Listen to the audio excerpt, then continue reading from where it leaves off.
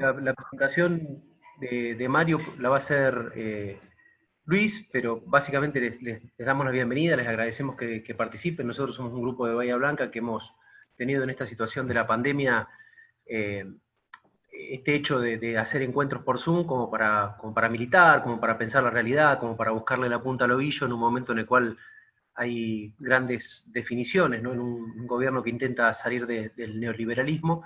Hemos tenido la suerte que, así como Mario, muchas personas que nosotros respetamos y que seguimos siempre nos han acompañado y han sido accesibles al tema de poder encontrarnos.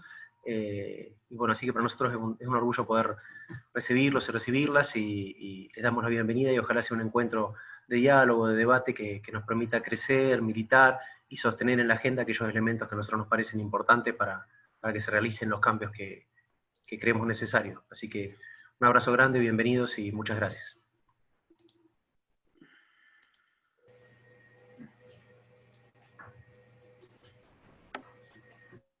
Me toca a mí hacer la presentación, casi innecesaria diría, pero bueno, brevemente vamos a decir que Mario Weinfeld es abogado, columnista desde hace muchísimos años de Página 12, la columna es dominical, conduce el programa radial en Radio Nacional Gente de Pie, de 16 a 18, es docente de periodismo, y ha escrito, entre otros, los libros Kirchner, El tipo que supo, y Estallidos argentinos. Bueno, los dejamos con Mario, entonces. Bien, bueno, bien, buenas tardes a todos y todas. La idea de lo que habíamos hablado con Raúl era por ahí hacer una introducción de tipo general, un panorama, para después conversar e intercambiar preguntas. Con franqueza, a esta altura me hago pocas ilusiones de lo que pueda decir en la presentación y más de lo que podamos intercambiar en las preguntas, porque algunas personas leerán lo que escribo, porque escribo con mucha asiduidad, porque la realidad es muy móvil. Pero bueno, vamos a tratar de decir algo, de hacer una reseña tal vez, seguramente igual demasiado larga y a la vez demasiado sintética, de lo que ha sido el gobierno de Alberto Fernández, más bien para proponer aspectos o puntos, casi diría, de provocación o de insinuación para que charlemos luego, para que discutamos, para que intercambiemos. Gobierno que lleva, ¿cuánto? 10 de diciembre, estamos cerca del 10 de noviembre, 11 meses, parecen más.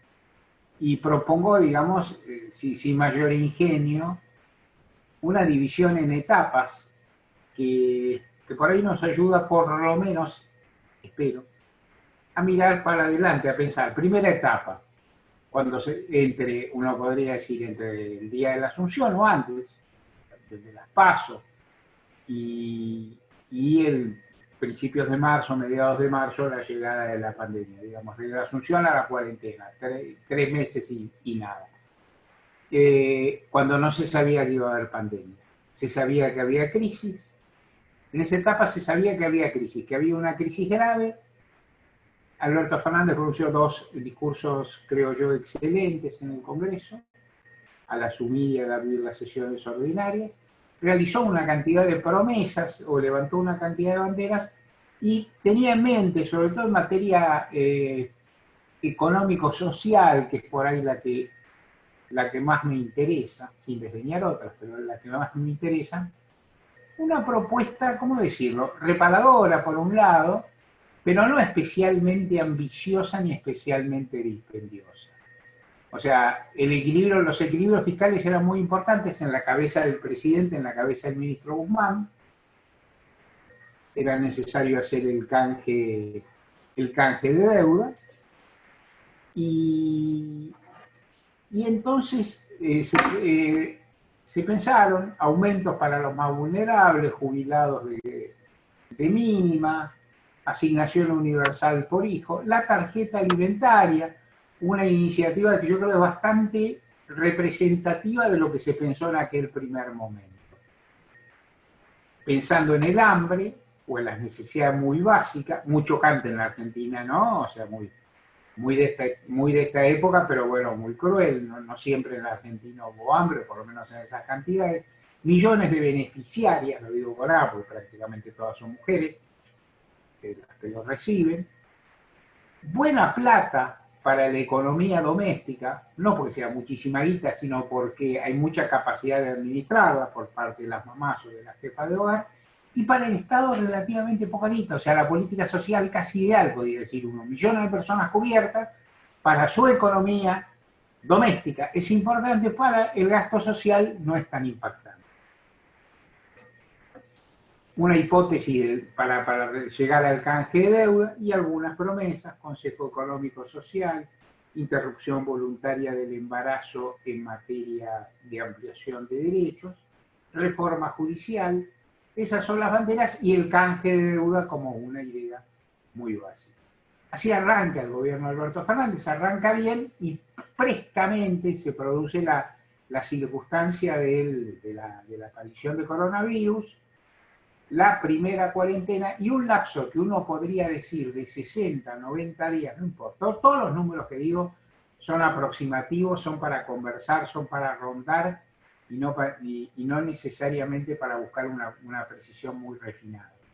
Pero en todo caso pasan 60 o 90 días, digamos desde marzo hasta, o si queremos, desde mediados de marzo hasta fines de mayo, en los cuales se combina la cuarentena más extrema, el peor momento de la economía argentina desde aquel momento, que es el momento de abril, ¿no? Está todo cerrado, una parálisis absoluta, tremenda. El Estado no recauda, la gente no labura, en fin. El peor momento, ¿no? El momento más hondo de los indicadores económicos, y la más alta reputación y legitimidad de Alberto Fernández, ¿no? Un grado de aceptación gigantesca, y la hipótesis de que se había conseguido un resultado, o que se iba a conseguir un resultado muy bueno respecto de la pandemia, que se iba a conseguir un número de muertes muy bajo, un número de contagios muy bajo, y que seguramente, aunque eso nadie lo dijo del todo, pero que se pensaba que la pandemia, que el momento más revulsivo, más peligroso de la pandemia iba a transcurrir, pongámosle, en 3-4 meses, y luego iba a minorar. Que la Argentina no iba a estar, pues, al nivel de los países europeos en los indicadores más horrorosos, contagios y muertes, ni de los países vecinos y hermanos, ni Brasil, ni Inglaterra, ni Gran Bretaña, ni Estados Unidos, ni Chile, ni aún Suecia en términos de comparación. Y gran legitimidad de Alberto. Eso, como sabemos, duró un rato, duró un tiempo, hasta que la prolongación de la cuarentena, el hecho de que no se repara del todo, las intermitencias con que los contagios están más afincados en la zona metropolitana y luego se van expandiendo a la provincia, esto toma meses, hacen que, por lo pronto, los resultados respecto a la cuarentena y respecto a la pandemia no sean tan brillantes como se pensaba en un primer momento. La cuestión no queda resuelta, y tal vez, esto lo formulo como hipótesis, y sé que es para conversar y sé que es discutible, tal vez en ese momento, en esos meses de abril, mayo y tal vez principio de junio, donde había la popularidad de Alberto Fernández era gigantesca, hasta los propios opositores decían que se le alineaban, casi no se podía discutir, uno lo puede ver en perspectiva, tal vez el gobierno en ese momento debió avanzar más en unas cuantas iniciativas. Ustedes me podrán decir, bueno, qué vivo que sos, vos hablás con el diario del lunes, llamado diario del lunes. Sí, hablo con el diario del lunes, como siempre se habla en la historia y como siempre se habla cuando se hace análisis y demás. O sea, los diarios del lunes son los que comenta el partido del domingo, si no, no hay. Pero el diario del lunes, ahí hay algo que tal vez un gobierno, o el estadista, o la figura que domina, tiene tal vez, a veces, la capacidad de pescar, o a veces no, que es la oportunidad. Ahí hubo una oportunidad de avanzar que no se produjo. O sea, se podía haber avanzado, creo yo, con el Consejo Económico Social, se podía haber avanzado con el impuesto a grandes fortunas, rápido, rápido, rápido. Se podría haber avanzado, inclusive la negociación con Horacio Rodríguez Larreta por la coparticipación, ¿por qué no? Que como ambos dijeron, Rodríguez Larreta y Alberto, en enero, febrero y marzo se empezó a discutir y ahí paró la discusión. ¿Por qué paró? Porque se centró todo en el ataque a la pandemia. No digo que esté mal, digo que no salió del todo bien y ahí se traspapeló una oportunidad. Había algunas cosas que se podían haber hecho más rápido y en ese sentido mejor. El canje de deuda sí se tramitó, y yo creo que se tramitó muy exitosamente. Tardó más tiempo, lo que me parece que es muy justificable en función de las dificultades del momento, pero el resultado fue muy bueno y le posibilitó una virtualidad a la Argentina, que es tener un tiempo sin realizar pagos de divisas y por lo tanto tener un confort en ese aspecto.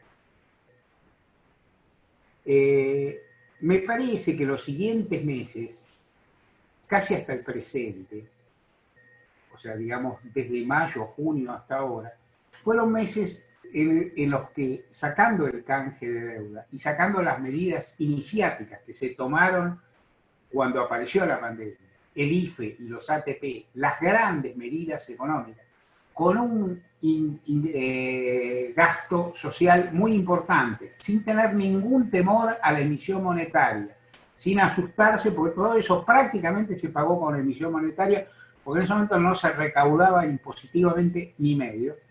Esas grandes medidas permitieron paliar parte de las consecuencias de la pandemia y fueron tal vez la mejor producción del gobierno, me parece.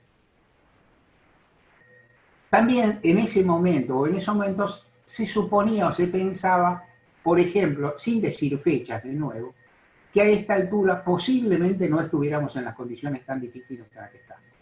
¿Es cierto? Con la pandemia vigente, con mucho relajamiento social respecto a las conductas, e inclusive con una segunda ola en muchísimos otros países del mundo, es una situación difícil.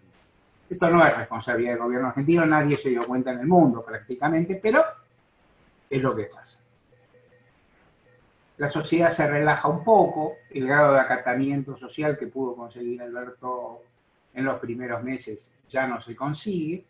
Se produce la reapertura económica, claro que sí, que es exigida por gobernadores y por población, y se produce, y la reapertura no produce una reactivación uniforme.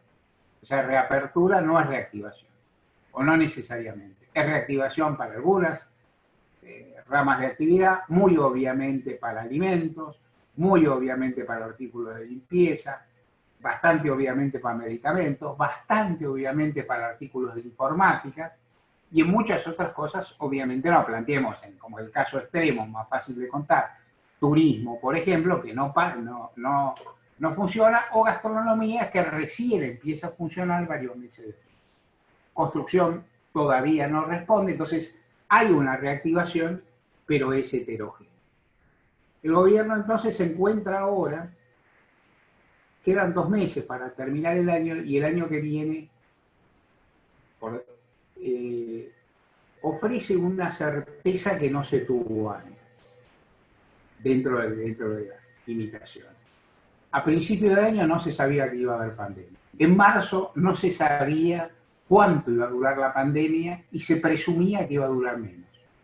Ahora sabemos que vamos a vivir con pandemia mucho tiempo. No sabemos cuándo.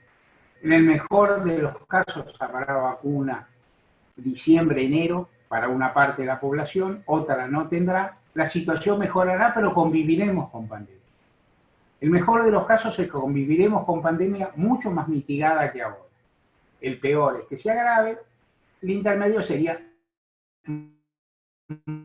más o menos.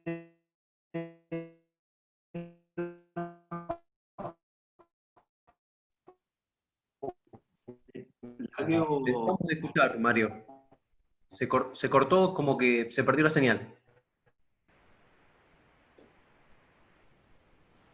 Te tenemos congelado.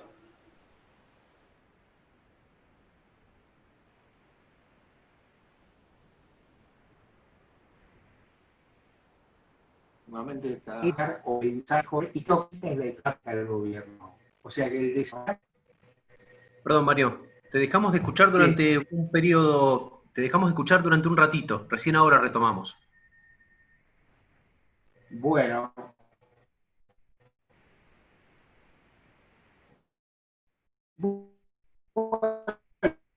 Ahí no te escuchamos de nuevo. ¿parece o no? ¿Me están escuchando ahora? Ahí Tengo sí. bastante... ¿Ahora sí? Sí. Bueno, pruebo de nuevo y cualquier cosa me dicen. Acá Dale, no notaba porque parecería tener señal. Bueno, les cuento de nuevo. ¿Qué ventaja relativa, por decir así, se tiene ahora? Sabemos que vamos a convivir con pandemia. No sabemos cuánto va a haber, si las cosas van a estar mejor, es altamente posible por la presencia de vacuna, pero se va a convivir con eso. Y en ese desafío la economía tiene que crecer, hay que pensar seriamente, planteo 2 o 3 temas muy centrales, hay que pensar seriamente en el regreso a las escuelas, en forma más o menos masiva y más o menos cuidada, nada sencillo, hay que recrear la economía y yo creo que el gobierno tiene que relanzarse. O sea que el gobierno ha tenido una fatiga, esto lo piensan también el gobierno, no es ni siquiera un pensamiento ajeno a la lógica, digamos, lo que podría ser el oficialismo. La Argentina siempre un año es mucho, en este contexto 10 meses o 11 meses es una locura, y yo creo que el gobierno necesita necesita renovar parte de sus elencos para asumir desafíos que son gigantescos.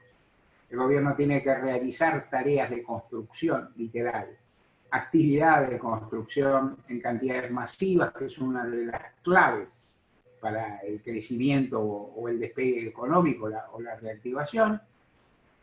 El consumo tiene que ser más motor de la economía que este año, porque aún con un criterio heterodoxo que más o menos se ha manejado, no se puede emitir, dicen los economistas, yo no lo soy, no se puede emitir tanta moneda como este año, y entonces el gobierno necesita relanzarse y necesita plantearse nuevos desafíos. En mi visión, y simplifico un poco para que conversemos, esos desafíos se centran muy fuertemente en el área educativa, que ya mencioné, en el área económica, social y laboral.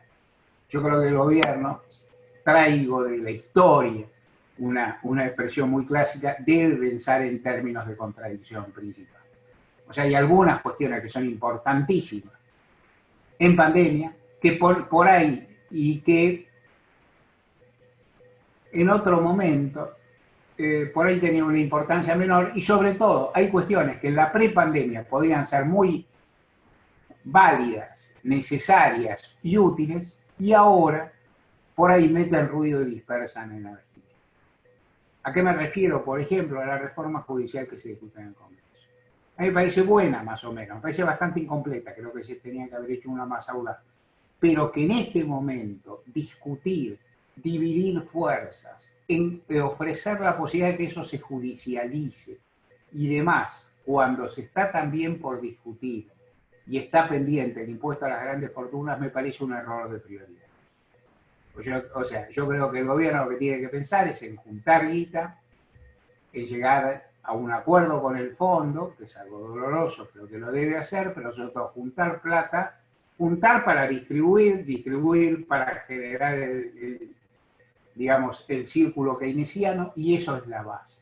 Y también creo que en este momento, con la oposición que se tiene, no voy a hablar mucho de la oposición, porque la damos por hecha, y si quieren ustedes preguntan, pero con la oposición que hay, con el relativo equilibrio que existe en el Congreso, con las dificultades que hay para sancionar leyes, hay que ser muy selectivo y muy astuto en las leyes que se proponen. Me parece que en otro momento se podría haber pensado la Argentina en una reforma impositiva. En este contexto no se puede. No se va a conseguir el consenso en el Congreso, se van a dispersar energías, no funciona. En este momento es mejor hacer, en parte lo que se está haciendo, recaudar más. Que la FIP aplique, que la FIP busque, que se recaude más. 2, el impuesto a las grandes fortunas me parece clave en esta etapa y me resulta asombroso que no se inste, y 3, otras cuestiones se pueden pasar para otro momento en que las cosas sean menos acuciantes. Lo que es acuciante en este momento en la Argentina es la situación social, sin ninguna duda, de la cual el impuesto federal de emergencia, el llamado IFE, familiar de emergencia, perdón, el ingreso familiar de emergencia dio muchas claves. O sea, en la Argentina hay muchísimas personas en situaciones de extrema necesidad, la cantidad de pobres se ha ampliado porque, en función de que a quienes eran desocupados, a quienes trabajaban en negro y demás, se agregan una cantidad de sectores de clase media que vivían absolutamente al día, sin apoyo del Estado y bastante ajenos, bastante poco vinculados a mecanismos de tributación. O sea, vivían en negro, ¿no? O sea, vivían en negro, salían a ganarse la vida todos los días, muchos y muchas se la ganaban pasablemente. Hablo desde plomeros, pintores, cierta forma de trabajadores, jardineros, algunos profesionales, como que no, algunos psicólogos, algunos contadores o abogados con bolichitos chicos, algunos pequeños constructores, pequeños comerciantes que, digamos, vivían sin estar sin tener mucho vínculo con el sistema financiero, para el cual eran muy chicos, sin tener mucho vínculo con el sistema fiscal, porque mayormente se manejaban evadiendo en negro o en gris, y que necesitaban el ingreso cotidiano, digamos. Se hacían la diaria, la pasaban bien, una característica muy argentina, la vivían más o menos pasablemente, pero no estaban en condiciones y capacidad de cortar el flujo de trabajo 2 meses, 3 meses, 4 meses, 5 meses, que es lo que pasó. No trabajar directamente 2, 3 meses y después trabajar muy flojo otros meses. Entonces, ahí hay una necesidad gigantesca y ahí me parece que deberían orientarse varias de las acciones del gobierno en el sentido, bueno, hay que recaudar, hay que redistribuir, hay que sostener los puestos de trabajo que existen, buena praxis del gobierno haber defendido las leyes laborales y haber defendido el empleo registrado, está bien, pero el empleo registrado en la Argentina es el 30%, de nuevo números redondos, de todo lo que es el universo del trabajo. ¿Qué pienso entonces? Que al gobierno también le cambian los tiempos. Doy un ejemplo solo. Vuelvo al canje. Cuando se hizo el canje, el gobierno compró tiempo, que está muy bien. Con tiempo se gana gobernabilidad. X tiempo sin grandes pagos a los acreedores significa no salen divisas. Eso es un recurso. ¿Qué le convenía al gobierno con el Fondo Monetario, siendo que el año que viene no tiene grandes vencimientos? Demorar el arreglo, no arreglar rápido. ¿Para qué arreglar rápido si no hay que pagar ni a los acreedores externos, ni a los bonistas, ni al fondo? Entonces al gobierno le convenía pedalear. Todo lo posible. El fondo no iba a hacer muchos problemas, tampoco tenía que cobrar. Entonces el gobierno podía plantearse llegar a marzo, abril del año que viene sin arreglar con el fondo, sin tener exigencias económicas, sin que nadie le mirara las cuentas y dijeran estás emitiendo demasiado, que hay demasiado gasto social, cómo le pones tanta plata a no sé quién. Le convenía eso. Pero ahora esa prioridad cambió por la tremenda dificultades que hay en el mercado financiero cotidiano. O sea, el gobierno tiene que proveer tranquilidad a esa jungla que es la City porteña, esa jungla que es la locura del dólar y demás, y entonces al gobierno le conviene apurar un acuerdo con el fondo, lo cual a mí me parece una desdicha, pero no me parece una decisión irrazonable, y le han cambiado los tiempos. En otras cosas también le han cambiado los tiempos. El gobierno necesita, para mí, una política social muy intensa, y una política de incentivo al consumo muy intensa y una política de distribución muy intensa, mucho mayor que la que está contenida en el presupuesto nacional. El presupuesto nacional me parece un poquito controlado, un presupuesto equilibrado, casi diría el presupuesto que se hubiera pensado antes de marzo. Pero transcurrió marzo y transcurrió toda esta etapa de gigantesca dificultad. ¿Cuáles son las ventajas que tiene el gobierno en esta dificultad tremenda? Tiene muchísimas dificultades. tiene algunas ventajas que se han demostrado. La sociedad civil argentina, para mi gusto, acató bastante bien en el lapso en que se acató las reglas de la cuarentena. Luego demostró niveles de solidaridad y de entramado social, de redes y demás alto. Las organizaciones sociales cooperaron mucho. El servicio de salud argentina se demostró dinámico y vocacional. El Estado el Estado hecho crema por la experiencia macrista se fortaleció mucho. Y entonces uno entiende que con un Estado muy golpeado, con una cantidad de argentinos que tienen necesidades básicas enormes, mi impresión es que el gobierno tiene que salir a buscar el desafío de dinamizar relativamente rápido la economía, en lo que todos dan por hecho que es un cierto rebote en la economía el año que viene. ¿Cómo se dinamiza la economía en corto? Con consumo popular, con construcción y con vivienda, con obra pública. O sea, en ese sentido, hasta donde yo sé, no se inventó nada demasiado novedoso en este siglo ni en estos últimos años. Es con eso. ¿Cómo se hace eso? Bueno, mano de obra puede que haya, articulación con organizaciones sociales y una dinamización de lo que yo llamaría el mercado en pesos. Hay un mercado en pesos que puede dinamizar mucho la economía si se pone plata también del Estado y si se fomenta eso. Y luego, búsqueda sin duda, de dinamizar exportaciones, que no es mi área, que yo de resolver el problema de las necesidades del dólar. Empiezo a terminar porque prefiero que charlemos. Media cosa más. Creo que el gobierno también. ¿Qué debe hacer el gobierno con con alguna de sus banderas? Por ejemplo, interrupción voluntaria del embarazo. Para mí el gobierno tiene que mandar al Congreso cuanto antes interrupción voluntaria del embarazo, con todas las dificultades que tiene. Se entiende que lo haya frenado, se entiende, pero no lo puede seguir frenando porque nada va a cambiar demasiado el año que viene, más allá de que es un año electoral. Pero el año que viene, las dificultades para que haya movilizaciones masivas van a seguir, con más o con menos. Los conflictos con la oposición van a seguir con sus más y sus menos.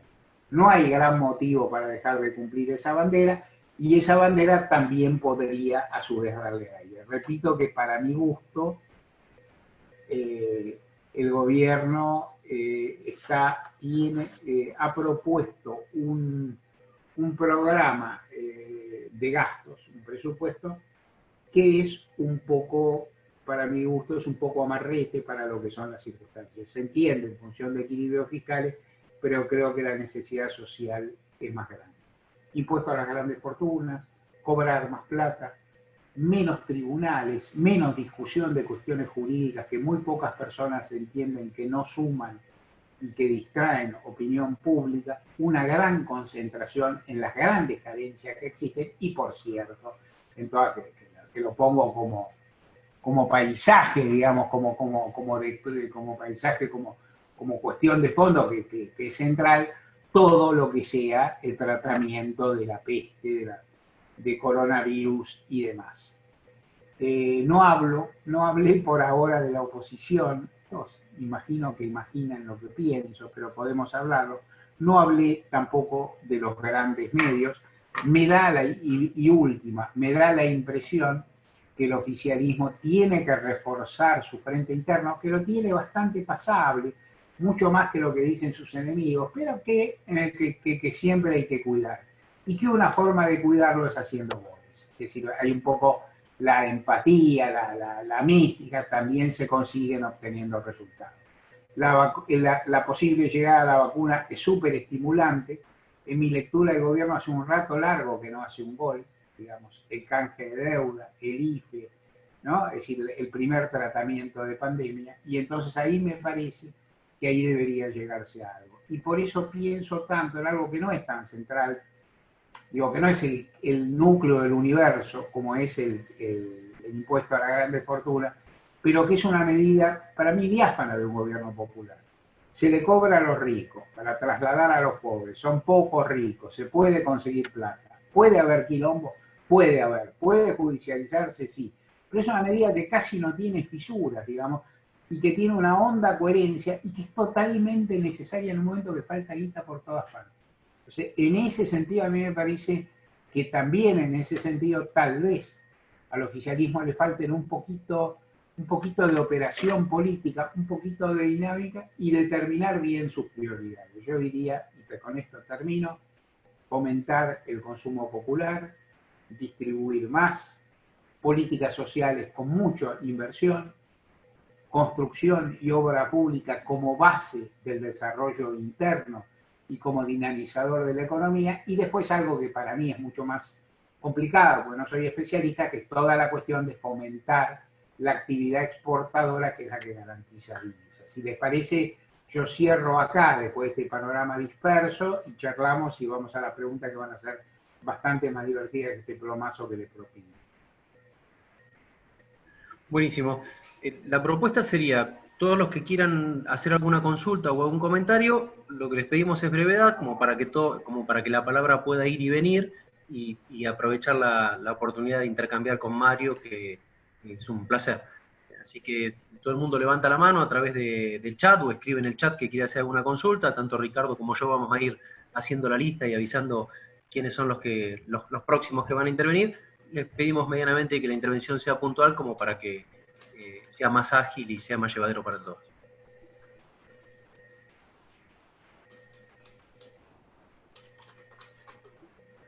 ¿Alguien quiere arrancar?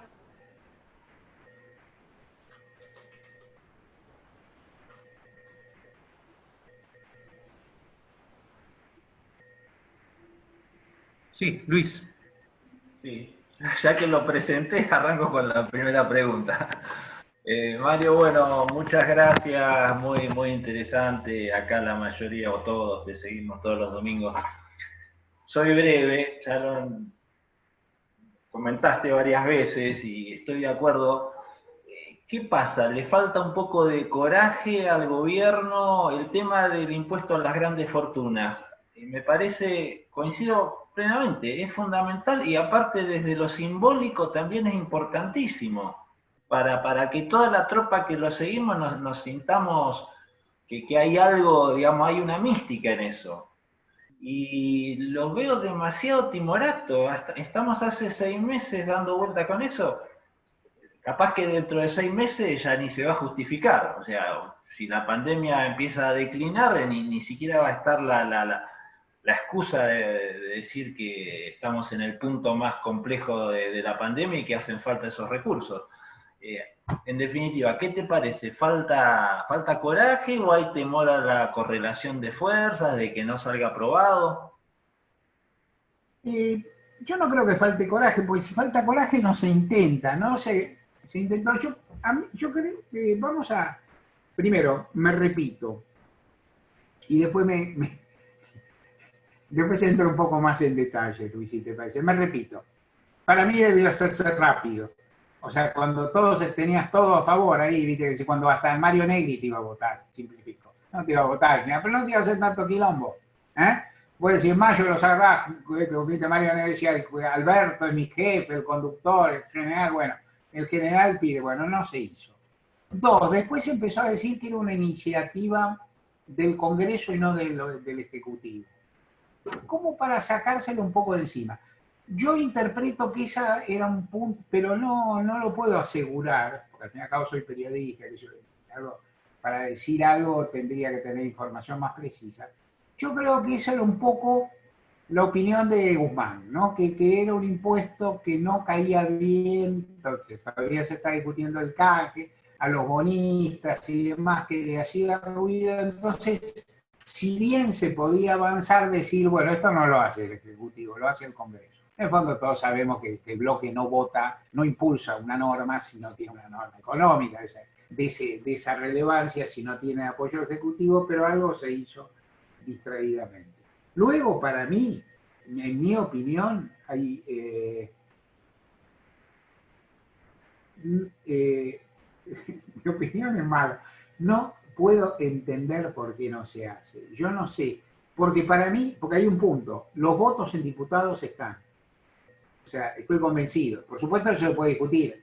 Hay quien dice, confíe, asumo y comparto con ustedes, hay quien dice no están tan seguros los votos, por ahí vamos a una derrota. No creo. O sea, porque están todos los votos del Frente de Todos, están los votos del grupo, del bloque de Ramón y demás. Hay algunos de los votantes, hay algunos de los diputados de La Baña, Sargini ya dijo que va a votar, Camaño lo va a terminar votando, uno les conoce la trayectoria. Y aparte, se podía haber hablado, esto se podía haber metido en el paquete del presupuesto. Cuando vos estás repartiendo, viste que el presupuesto tiene un momento que ahí, y lo digo totalmente a favor, hay una cierta repartija, ¿no? Hay un momento que está el presupuesto nacional, y otras, y después vienen las impuestos, las provincias del Fondo del Tabaco, y yo quiero que me tiren a mí, ¿no? Lo que me corresponde por el Fondo del Tabaco, están las otras, ¿no? Que quieren tal y cual cuestión, y hay una distribución de fondos que está bien, que son canjes democráticos, o sea, claro, no son perversos, a veces la prensa los pone como si fueran ruindades o corrupción, no lo son para nada, pero lo cierto es que vos, desde el poder, si querés decirlo, de la caja del gobierno nacional, establecer ciertas condiciones. Bueno, yo te doy tu fondo del tabaco, vos firmame el presupuesto en general y firmame el impuesto a la grande fortuna, que al fin y al cabo recae sobre 10.000 cabezas, ¿no? En un país de 45 millones de habitantes, digamos que es un porcentaje chico. Entonces, yo no sé, yo no lo escucho como una gran prioridad del oficialismo. Digo una tontería anecdótica. Alberto Fernández ayer se quejó de que no se impulsaba la reforma judicial. Pero yo, ciudadano, periodista, partidario del gobierno, pero yo hubiera preferido que el presidente dijera apúrense con el impuesto a la grande fortuna. La reforma judicial que se la dejemos. Para mi gusto, amagoya. Digo, la reforma judicial no se va a enterar nadie de lo que es, va a tardar años, es una reforma sofisticada, es barroca. Yo creo que es una reforma que a mí no me parecía mala, claro, aunque yo pensaba que tenía que ser mucho más amplia, pero es una reforma que pasó de moda con la pandemia. Esto es parte de lo que también quiero explicar. Hay iniciativas que ya no, que pasaron a no tener sentido, por lo menos en el momento. En particular, si causan ruido, si dividen y si se judicializan. Porque el gobierno tiene una cantidad de cuestiones judicializadas. Puede tener grandes fortunas, tiene la distribución de fondos con la ciudad autónoma, el conflicto con Rodríguez Larreta. ¿Para qué vas a judicializar otra cuestión más? Entre nosotros, no sé por qué se traba, me parece mal. Podría haber una cuestión de dinámica interna en la Cámara de Diputados, ¿no? O sea, que la propia Cámara, esto más o menos así dicho, podría apuntar a Sergio Massa o a cómo se maneja eso, pero la verdad que cuando lo digo así, no quiero insinuar una sospecha de algo que no sé. Imagino hipótesis. Para mí no se explica muy bien por qué está demorado y tampoco creo que el gobierno recule. En realidad esa medida también, la derecha se la usa como bandera, pero en el fondo son 10.000 contribuyentes, no les importa.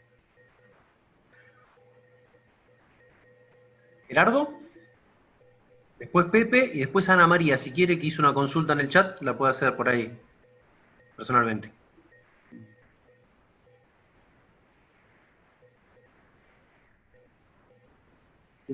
No se te escucha, Gerardo. Ahora sí.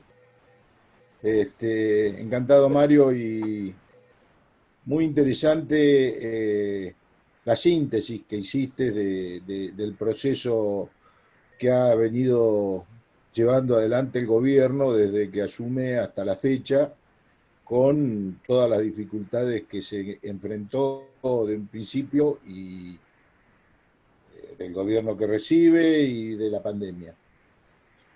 Y también creo que, como decís vos, hay tomado un montón de medidas muy importantes para solventar sobre todo el problema social, pero no se perciben todas esas medidas como golazos, ¿no? Es decir, es como que, salvo en la militancia, en los sectores adherentes al gobierno, no se perciben como grandes goles, que en realidad muchas de ellas lo fueron. Inclusive el acuerdo con los bonistas. Lo de Vicentín fue todo un tema complicado y que al gobierno tuvo que dar ahí una especie de marcha atrás. Lo del impuesto o aporte de las grandes fortunas. Yo pregunto una cosa, si no se percibe todo esto, vos no estás viendo, ¿hay un problema de comunicación de parte del gobierno que no logra poner bien en superficie sus acciones y las causas por las cuales no puede avanzar en otras? Sí, a ver, me parece que ahí planteaste varias cuestiones, alguna que yo casi no mencioné, o mencioné no me acuerdo si mencioné a Vicentín, pero mencioné un segundo, me enteré. Y la cuestión de comunicación. Yo creo que el gobierno comunica mal. El gobierno tiene un mal dispositivo de comunicación, que también al principio le rindió mucho, que fue la hiperpresencia de Alberto, también era un momento luminoso de él, y que luego, como suele pasar en general, en todo lo que es comunicación, cuando seguís insistiendo, los otros te toman la mano, te hacen zancadillas, se avivan y demás. Y el gobierno tiene pocos. ¿En qué ubico esto? ¿Por qué digo que tiene pocos? Por lo que vos dijiste, Gerardo, que es el gobierno no puede sostener un éxito 24 horas como tema de agenda. O sea, la agenda se la ponen los otros, ¿no? O sea, la agenda se lo ponen los adversarios o la realidad. Uno puede decir, los adversarios, los medios, se dedican a eso, ¿no? Es decir, tienen mucho poder, tienen muchos fierros. Eso es cierto, pero el Estado también tiene recursos. O sea, no es absoluto. O sea, vos podés decir, bueno, es difícil no perder el partido. Sí, pero lo podés perder 5-4 o podés perder 5-1. ¿No? Depende de cómo lo juegues. Y a veces lo podés empatar. A mí me parece que el gobierno no puede sostener temas y entra en discusiones que no le convienen. O sea, hay una parte que es, yo en radio me acompaña para mí un talento de gente de otra generación que yo, de la generación de mis hijos, que es Martín Rodríguez, que es mucho más que un periodista, pero que es un periodista, que es un intelectual, que es un poeta, que es mil cosas. Y Martín dice bien, dice, hay discusiones en las que no tenés que entrar, y las que nunca podés ganar porque en realidad no son las tuyas. Y vos discutís en una discusión que no te conviene, aunque teóricamente hayas prevalecido, perdiste porque hablaste en la jerga del otro, en el dialecto del otro. O sea, discutiste lo que el otro quería discutir. Yo estoy convencido, por ejemplo, y sé que no hago mayoría, inclusive entre los amigos, entre los periodistas que pensamos parecido, en mi propio diario, si me apuras, que todo este caso de Bertuzzi, Bruglia, eso es un caso de eso, no le importa nada. A la gente no le importa, no sirve para mucho, son 3 jueces que se mueven de acá para allá, no te van a mover el amperímetro del Poder Judicial y disipás energía discutiendo algo, ¿no? En vez de poner otras cosas. Fíjate que vos estás informando a la vacuna y Bruglia. ¿Y a quién le importa Bruglia? ¿No? ¿A quién le importa Bruglia? Entonces,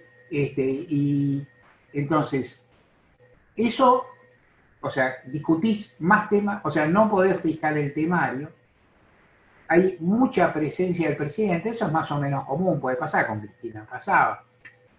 Pero me parece que el gobierno tiene muy pocas voces autorizadas, o sea, tiene muy pocas protagonistas que la gente los vea y diga a este o a esta yo les creo, son importantes. O les creo o les doy bola, o les atribuyo atención. Aunque no le crea mucho, le atribuyo atención. Esta representa al gobierno. ¿Quién tiene eminencia de autoridad? Inés González García, pongamos. Esta chica Bisotti, para mí la mejor comunicadora que empezó a tener el gobierno, ¿no? O sea, ella habla, sabe, comunica. Guzmán es bueno, habla poco para mi gusto, pero quiero decir, en cantidad y en presencia, pero es bueno. Mercedes Marcopolo siempre fue buena, ¿no? Siempre tuvo capacidad. Pero, bueno, ya tiene es decir, pero no hay figuras como podía haber sido en su momento Carlos Corech, el gobierno de Menem, o Aníbal Fernández en los gobiernos de Kirchner, que Aníbal era un tipo difícil, que era querido y odiado, pero que era un polemista al que todos le prestaban atención. O sea, si vos eras oficialista u opositor y estaba Aníbal Fernández peleándose con Magdalena Ruiz Guiñazú, le gustaban los gorilas. ¿no? O sea, ¿qué quiero decir que les gustaba? Que le prestaban oreja, no que le prestaban atención. Y yo creo que este gobierno tiene pocos expositores con autoridad. No quiero hacer nombres porque es feo, no quiero decir quién no la tiene. La ministra tal habla y no le importa a nadie. Hay una parte, es la presencia de Alberto. Digo, si Alberto habla de cualquier cosa, no sé, remonta y veterinaria, y después habla del subsecretario de remonta y veterinaria, nadie le hace caso al subsecretario de remonta y veterinaria, porque antes habló el presidente, ¿no? Eso es medio clavado. Pero para mí hay pocas figuras con volumen propio. En parte es porque la figura del presidente eclipsa un poco. En parte porque no lo busca.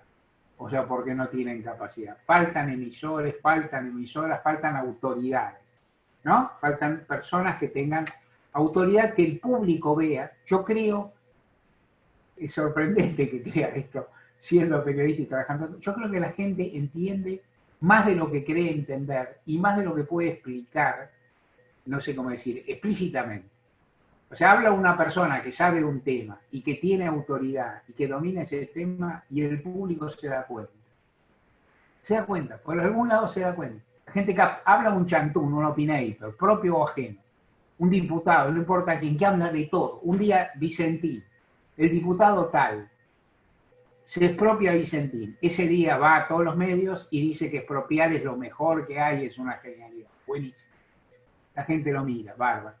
A los 6 días el gobierno ya no expropia Vicentín, hace un fideicomiso, el fideicomiso Perotti, ¿no? Hace otra cosa, provee una medida mucho más templada, mucho más acordada con otros productores, qué sé yo, va ese diputado, ese opinadito, defiende eso también.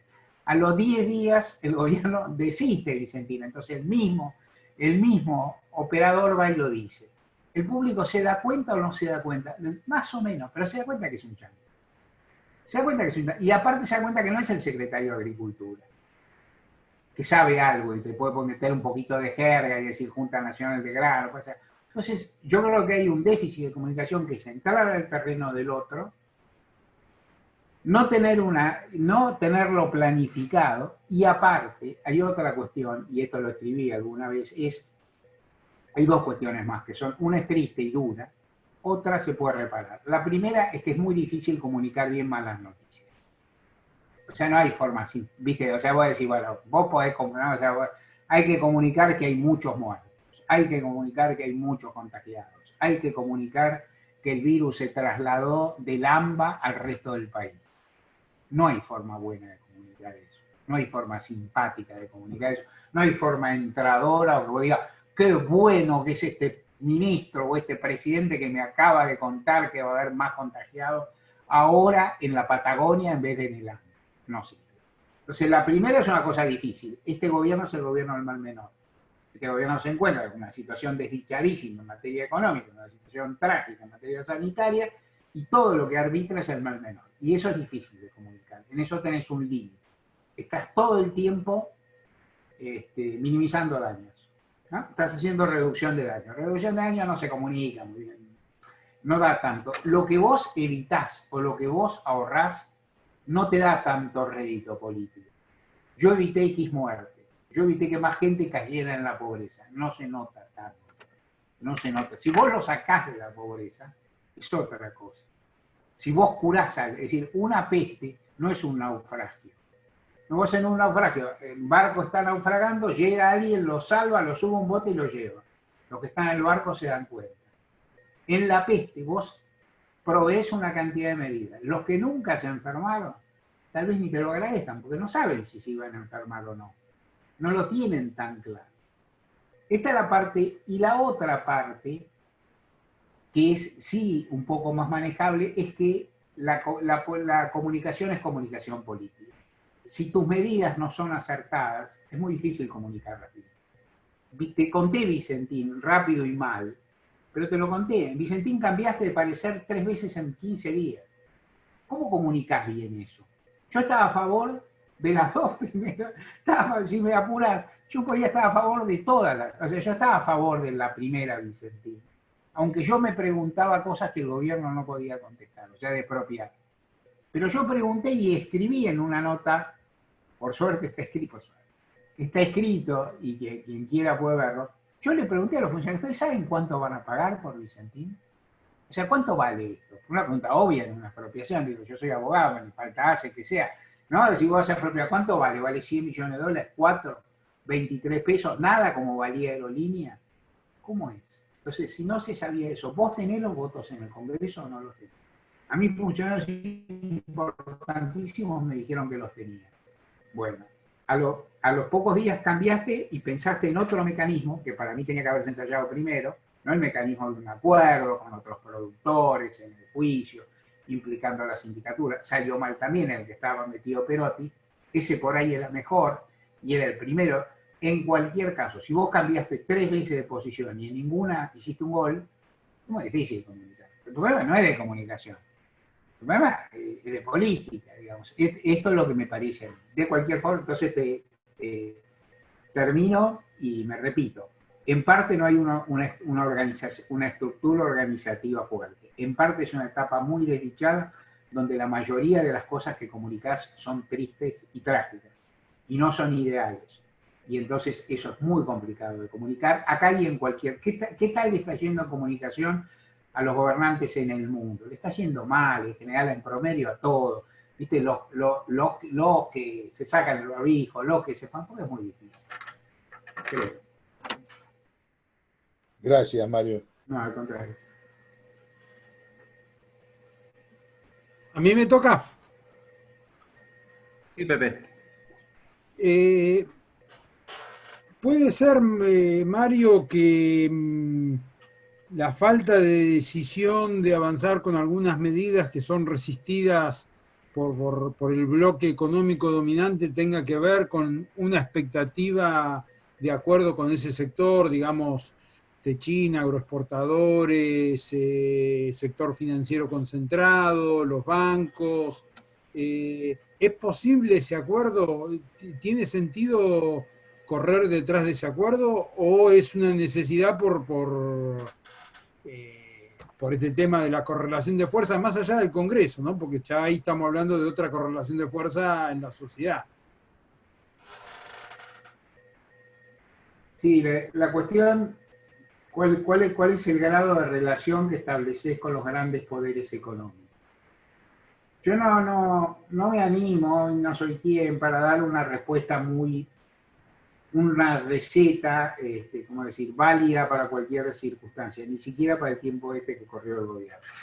Impresión que me da, primera cuestión, lo primero que hizo el gobierno, el primer salvataje que hizo el gobierno, que no alcanzó, pero que fue importante, los ATP y EIFE, pero sobre todo los ATP, fueron ecuménicos.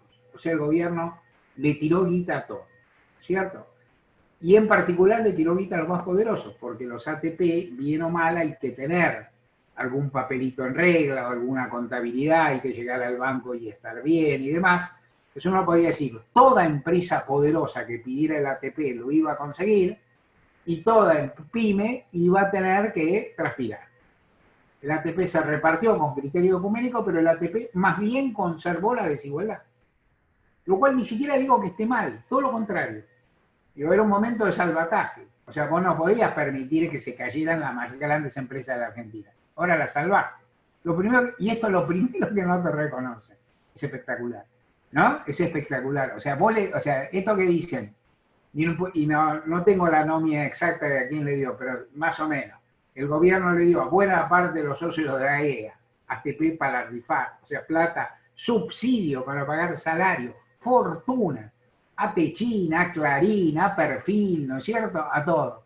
¿Está bien? Yo creo que está bien. Con franqueza lo digo, ni la menor ironía. Está bien, porque en un momento de parate absoluto, como aparte emitías y supuestamente más o menos no se iba a producir demasiado quilombo y no se produjo, tenías que hacerlo. Ahora mantenías, es decir, al hacer eso los mantenías vivos, y también lo que te encontrás en la línea de tiempo, y ahí estoy en parte simplificando y haciendo diciendo una cosa medio una fábula, una simplificación, con la guita que ellos ahorraron fueron y compraron dólares, ¿no? O sea, vos les facilitaste la nómina salarial y fueron y compraron dólares, ¿no? O sea, y no lo podés, y no es del todo fácil evitar. Yo no creo que el Estado deba entrar en una confrontación frontal con esos sectores, y creo que tampoco puede sujetar su programa a lo que le digan, porque son implacables y son insaciables. O sea, si vos acordás con ellos, y esto yo creo que es uno de los problemas, y esto sí creo que es un problema que transita una discusión interna que seguramente hay en el oficialismo, es si vos le preguntás al gran capital argentino quién paga los costos de esta tragedia, te van a decir que los paguen los giles. Te lo van a decir, no lo van a decir con esa palabra, inclusive te van a decir repartí una moneda, ¿no? Repartí una guita, ¿no? Que haya programas sociales, ¿no? Alguna cosa, o sea, es decir, los empresarios te pueden decir la misma explotación con Cáritas, ¿no? Simplifico, ¿no? O sea, que la explotación es igual.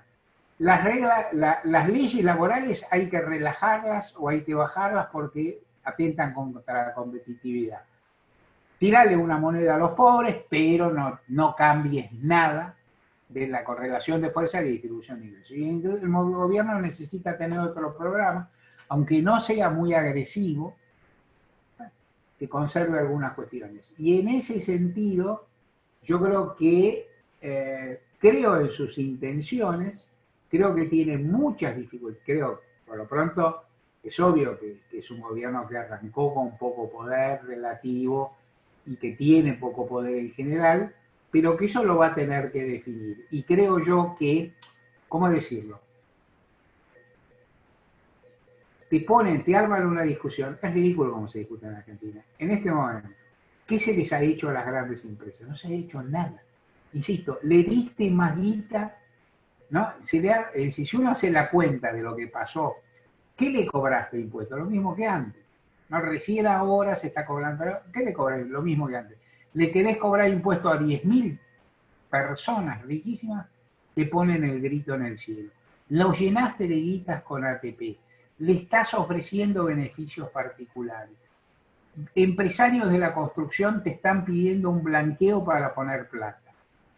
De nuevo, no soy yo quien debe decir si corresponde o no un blanqueo. Moralmente, la ecuación del blanqueo es fácil. Moralmente es una inmoralidad por realpolitik. O sea, vos aceptás que quien es un evasor de por sí, o sea, un delincuente, posiblemente un lavador, blanquee su plata porque eso va a producir un bien superior.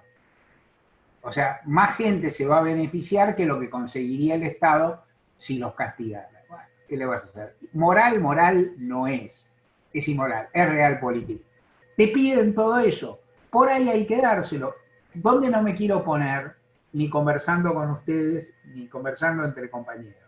Yo no me quiero poner en lugar de decir, yo si fuera presidente, no sé, yo por ahí si fuera presidente le daría blanqueo. No, digo, son cosas que hay que pensar, que hay que contar, que hay que hacer los números. Lo que sí me parece es que el gobierno en algunas cosas se tiene que plantar. Y una cosa que se tiene que plantar es decir, yo no puedo gastar menos que esto. Lo que le dijeron a los bonistas en una pulseada que fue muy difícil, la que hubo concesiones, y lo que le van a decir al Fondo Monetario, una pulseada que es muy difícil, y seguramente alguna concesión habrá, es, yo tengo un programa mínimo que no puedo renunciar. ¿No? Y que yo, por ejemplo, en Argentina creo, por decir muy rápido, que el IFE tiene que seguir y la asignación universal por hijo se tiene que incrementar el año que viene, que no hay forma, y que no hay modo de no hacerlo, y que con eso, y después decir, y vos podés hacer, igual podés hacer negocio. Si aparte la Argentina funciona casi con dos mercados, ¿cuál es el mercado de Techín después de todo? No, es decir, y entonces, qué sé yo, yo creo que sin temerles, que no hay que temerles, que tampoco este gobierno lo va a confiscar, pero que lo están llevando, lo arrinconan en una discusión asombrosa. Hoy leí en algún lugar en página que Mañeto le dijo a Guzmán en una conversación, no sabemos si en la Argentina hay propiedad privada. Que Guzmán, todos lo conocen, la gestoría de Guzmán le dijo a Héctor, vos sabés que hay propiedad privada. Guzmán tiene una forma muy zen de decir las cosas. Ahora vos decís, ¿Mañeto es tan imbécil para que le dé eso? No, Mañeto es lo suficientemente astuto como para decir eso para molestar. digamos, ¿no? O para llevarte la discusión a un extremo que no existe. Mañeto sabe que es propiedad privada de Argentina, él la usufructúa, ¿no? O sea, entonces, ¿por qué hace eso? Y porque te lleva la discusión a un lugar imposible. Entonces, ¿cómo le vas a cobrar 5, no sé, el 0,5% por mil de no sé qué cosa si está en riesgo la propiedad privada?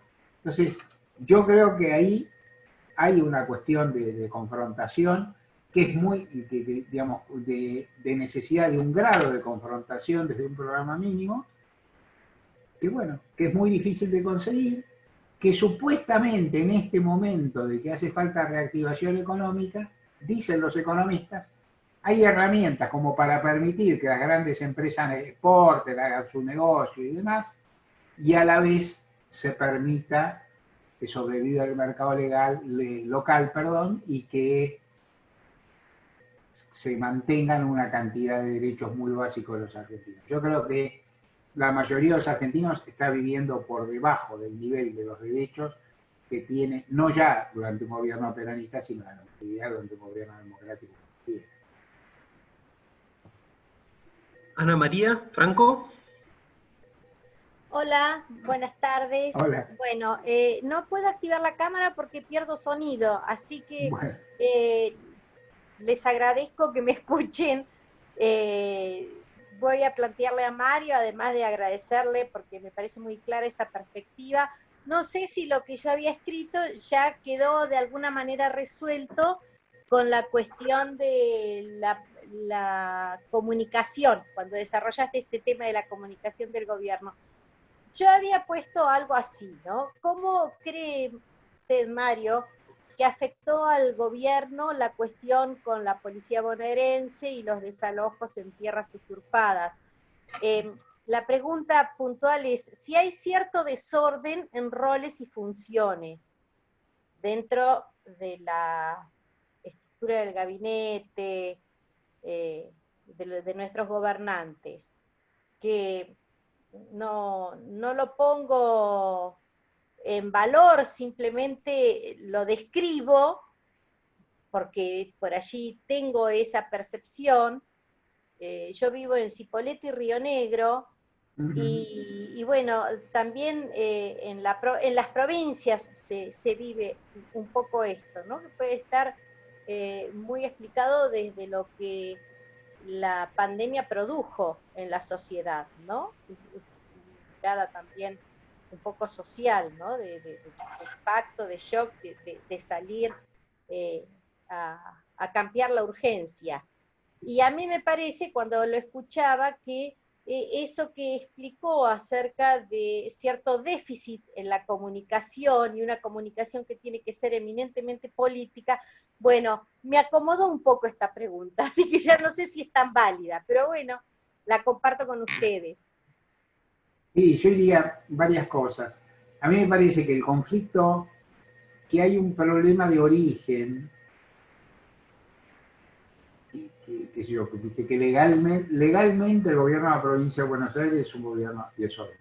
Es un gobierno de provincia, es un gobierno federal, designa sus autoridades, el gobierno nacional designa las suyas y no tiene por qué haber vasos comunicantes. La política es un poco más rica que eso, y está claro que tiene que haber un grado. Si el gobierno de la provincia de Buenos Aires, el gobierno nacional, pertenece al mismo signo partidario, Axel Kicillof, la figura más importante de primerismo y demás, tiene que haber un cierto grado de vasos comunicantes.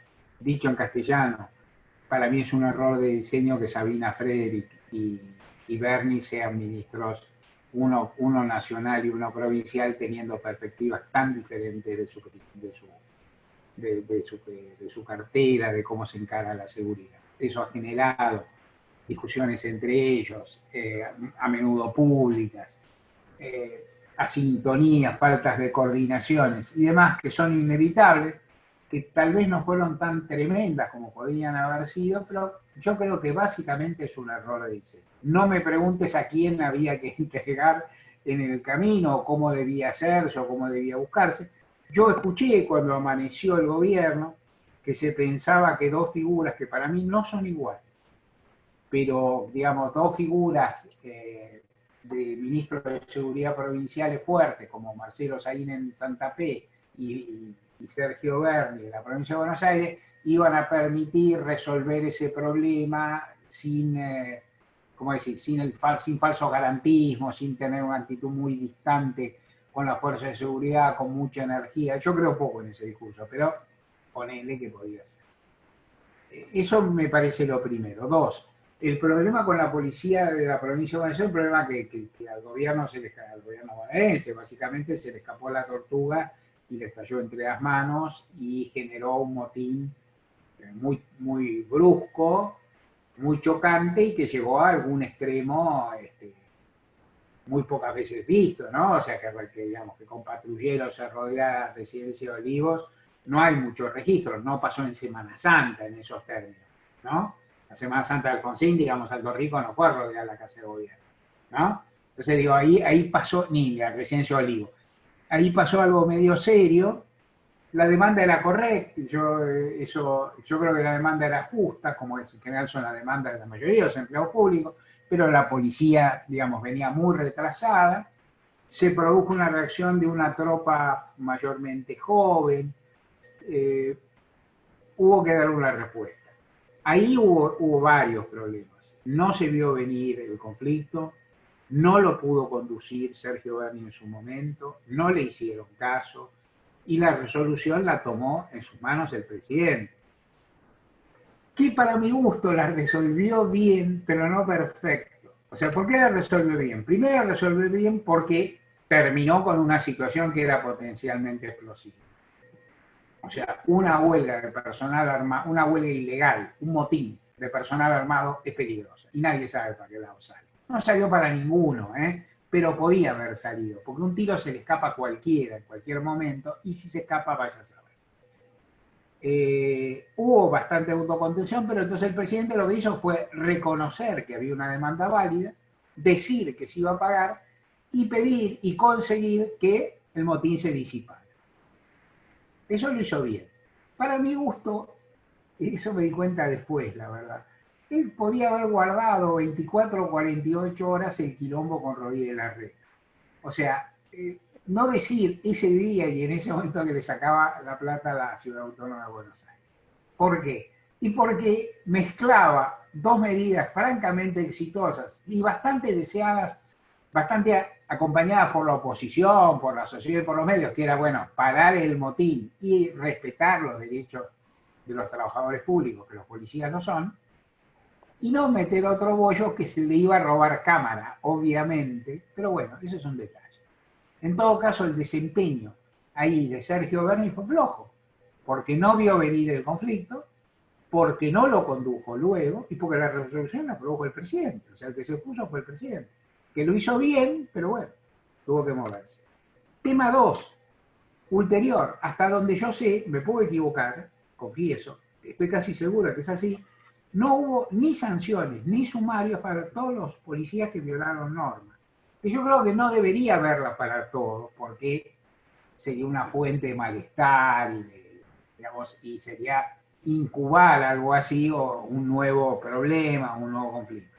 Pero tal vez encontrar algunos que hayan sido cabecillas, algunos que hayan tenido conducta especialmente destemplada, algunos como símbolo, me parece que hay que hacerlo y me parece que no se hizo.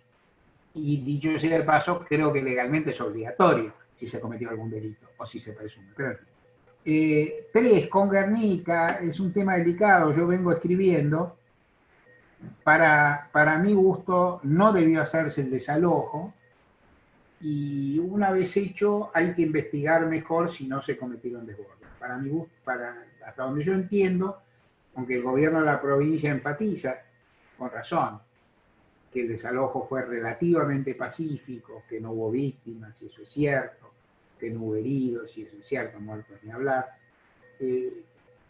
Yo creo que sí, y el gobierno dice que las pertenencias las quemaron los propios ocupantes, a mí me cuesta.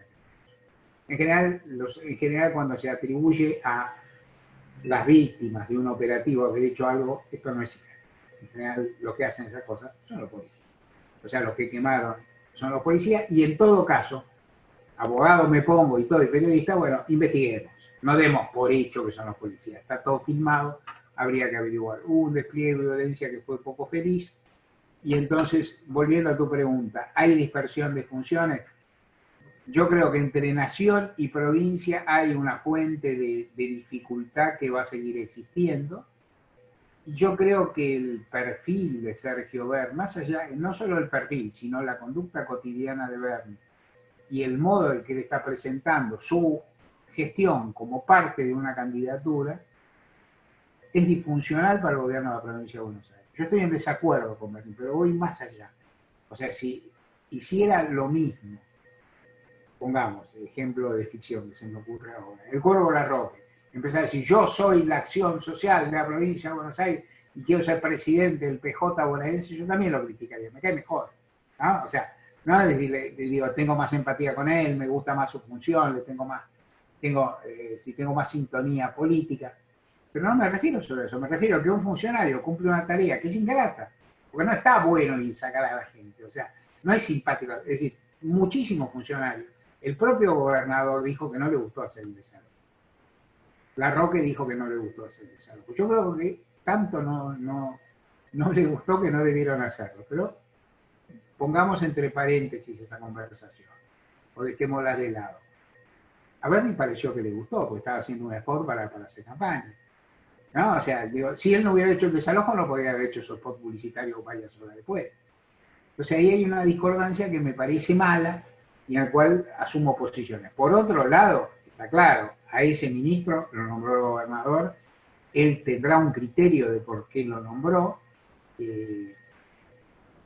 A mí me parece que no es la figura adecuada, pero bueno, eso ya es otra discusión.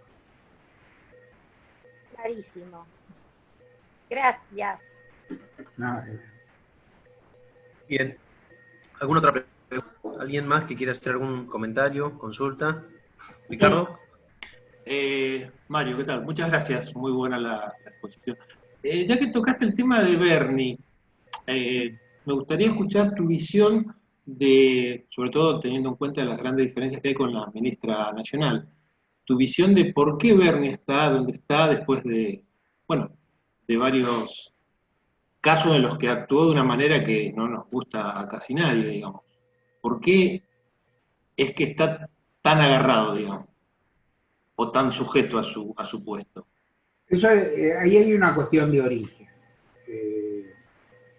El gobernador Axel lo dirigió, sin duda me dio una recomendación de Cristina, o sea, sin duda. Alberto Fernández cuenta, inclusive Alberto Fernández, que siempre dice que Cristina no le puso a nadie en el gabinete, y yo le creo, pero sí cuenta que Cristina le sugirió figuras para el gabinete, y yo le creo, y las dos cosas me parecen bien, porque digo, tampoco puede ser que digo, ¿por qué Cristina no le va a sugerir a Alberto Fernández, ¿no?, a alguien que integre el gabinete si el presidente decide? Y Alberto Fernández cuenta que Cristina le sugirió que pusiera a Berni ministro de Seguridad y él le dijo. Yo creo en ese, esto está contado por el presidente, yo lo conté en el diario, yo creo esa versión, ¿no? O sea, y entonces yo creo que Berni es una decisión de Axel que tiene un apoyo de Cristina importante. A partir de ahí a mí no me convence la figura de Berni, pero bueno, qué sé yo. Digo, cuando lo pusiste, imaginaste que iba a pasar eso. A mi ver, de lo que se ha hecho hasta ahora, lo más grave en conducta de Berni fue, y esto, yo pecador, porque escribí el viernes pasado, el domingo pasado, y no me percaté y no lo destaqué, lo que pasó con los policías fue más grave que lo que pasó con Guernica por ahora. O sea, la falla de Berni en no prever el motín, en no poder conducirlo, en no tener autoridad, fue más seria que lo de Guernica, que en definitiva es una decisión del gobierno de la provincia y que él como ejecutor puso en práctica, ¿no? O sea, si vos, para mí la decisión de poner en práctica ese desalojo estaba mal, pero una vez puesta en práctica, el ministro de Seguridad la tenía que hacer, ¿no? Entonces, ¿por qué sigue? Bueno, porque se lo pensó con un perfil y con ese perfil está. Y también se plantea ahí algo que también le ocurre al gobierno. Yo hablé del gobierno nacional, yo digo, el gobierno para mí tiene que cambiar 2 o 3 ministros, no te digo quién, no importa. Y hay algunos que tienen, que digamos que tiene esa lotería, tienen todos los números, ¿viste? Porque no los quieren su compañero de gestión, los critican los gobernadores, hay algunos que no. Pero en todo caso, más allá de eso, ¿qué es lo que le pasa al gobierno? Y uno habla con funcionarios y dice, bueno, ¿por qué no cambia nadie? No pidiendo cabezas, sino ¿por qué no? Para relanzarse, para refrescarse, para pensar, ¿viste? Hay problemas nuevos. ¿Viste? La educación en la Argentina no es lo mismo que hace un año, ¿no? Es decir, lo que significa, es decir, en este momento, pensar el año lectivo 2021, si no hubiera habido pandemia, sería pensar la paritaria docente y 4 cosas más, ¿no? 4 obras de infraestructura, hacer la clase. En este momento es un problema gravísimo de una cosa dificilísima, importantísima, supeditada a 1000 peripecias. Entonces, yo creo que tenés que cambiar. ¿Y qué le pasa en el gobierno? Y vuelvo al nacional con algunas figuras que tendría que rotar, y en el provincial con Bernie y Ponele. Que se lo entregás al otro, que se lo entregás a sus adversarios, que se lo entregás a sus críticos. Y eso a ningún gobierno le gusta. Entonces eso le añade un plus de rechazo. A partir de ahí podemos discutir, ¿y vos por eso te vas a privar de hacer un cambio virtuoso? Que yo, en el fondo uno podría decir, no, vos tenés que hacerlo igual. En la práctica las cosas son más difíciles. Decir, bueno, entrego a Bernie, se me ríen desde el PO hasta Clarín, hasta, no sé, muchos que lo hemos criticado, me da bronca y no lo hago. Creo que eso es parte también de la cuestión, pero no sé. Yo no creo que con Bernie haya una crítica importante en el gobierno de la provincia de Buenos Aires, salvo de ciertos compañeros suyos de gestión. No creo que la tenga en la figura del gobernador. Hasta donde sé, me puede faltar información. Mario, habías dejado como sin tratar el tema de la oposición, pero lo planteaste ahí como diciendo va a saltar. Lo habilité, digamos, sí. Sí. ¿Qué visión tenés de la oposición? ¿Hasta qué punto existen palomas y duros? ¿Hasta qué punto esta cuestión de la disputa interna puede llegar a terminar una división o no? Lo inescrupuloso que se ha convertido el tema de que sacan comunicados porque muere una persona en Santa Cruz, porque vienen las vacunas, porque la corte falla, porque por todo están sacando un comunicado. Se ha perdido esa cuestión de una oposición que intentaba tener como cierta racionalidad. Han rifado la racionalidad y en el fondo van sin ningún tipo de escrúpulo en contra de todo lo que proponga el gobierno. Sí, no, es una posición básicamente muy intratable. No para justificar, para describir. El mundo viene así, ¿no? Miremos lo que son las elecciones de Estados Unidos. Son países divididos en dos, ¿no? Vos pensás en Estados Unidos y vuelvo.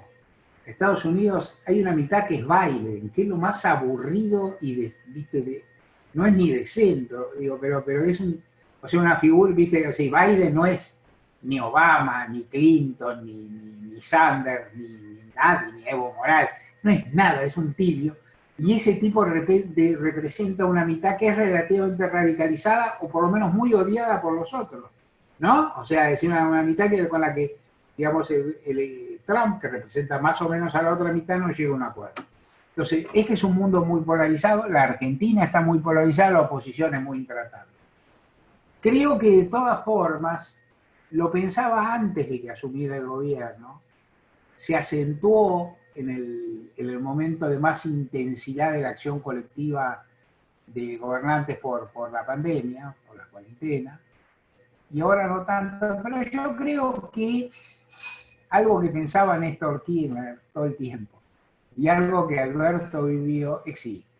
Con quienes gobiernan siempre, ¿no? O sea, los ejecutivos siempre tienen un piso de vinculación que no se tiene con otras figuras. Néstor Kirchner era un poco más malo, era un poco más severo con que eso, y creía que las únicas personas que entendían de política en serio eran los que ejercían el poder ejecutivo. O sea que el intendente, el pueblo más pequeño, sabía más que cualquier legislador, cualquier periodista, cualquier académico. ¿Por qué? Bueno, porque tenía 3 o 4 cosas concretas en la vida. Alguna vez escuché a Kirchner decir una cosa fascinante para reivindicar, pues yo le decía, alguna vez charlando en broma, decía, bueno, los intendentes saben mucho, decía, pero un intendente sabe menos que un gobernador, porque Primero por la cantidad de dificultades, pero después pues la política es una actividad competitiva. Si vos llegaste a gobernador, sos más importante que el intendente, o sea, estás en primera A y los intendentes en principio están en primera A. Yo por molestar, decía eso para. Entonces me decía, no, pero vos fijate que ni el intendente ni el gobernador emiten moneda. Entonces ellos tienen que tener en la cabeza algo muy importante, que es, viste, vos tenés que tener la guita para gastar, vos tenés que gastar y tenés que conseguir la guita. A diferencia del presidente, ni siquiera emitís moneda. O sea que en ese aspecto el gobernador tiene que ser más bicho, ¿viste? Por decir así, que el presidente. ¿Por qué me fui por este atajo tan largo? Me fui por este sentido. ¿Quién creía que los gobernantes eran los que más sabían? Y Alberto llegó a una idea que era que con los gobernadores y los intendentes se podía hablar del peor problema de la Argentina, que era la pandemia. Y pudo hablar. Y yo creo que con ellos siempre se puede hablar hasta un punto. Hay más posibilidades. Porque hay momentos que llega lo tangible, la coparticipación, la plata, en este momento los respiradores, el hecho de que vayan médicos de una provincia a otra, ¿no es cierto? Que se manden, en fin, que se mandan remedios, la distribución de las vacunas cuando lleguen, ¿no? Entonces, con ellos hay alguna posibilidad y por otro lado, tienen un grado de preocupación en común. O sea, la pandemia, no hay gobernadores que han sido más laxos, intendentes, que han sido más laxos con las medidas de cuidado. No hay gobernadores terraplanistas, no hay intendentes que se hagan los pelotudos en términos absolutos, no existe. Eso rige para los que, eso lo puede hacer Lombardi. Eso lo puede hacer Lombardi, Patricia Bullrich, no lo puede hacer el último intendente, porque se le llena la ciudad de infectados en 2 días. Entonces, algunos se equivocan, derrapan y demás, pero tienen que volver. Entonces yo creo que hay una división tendencial entre los ejecutivos y el resto. El resto propende por necesidad a ser más bolsonarista, ¿no?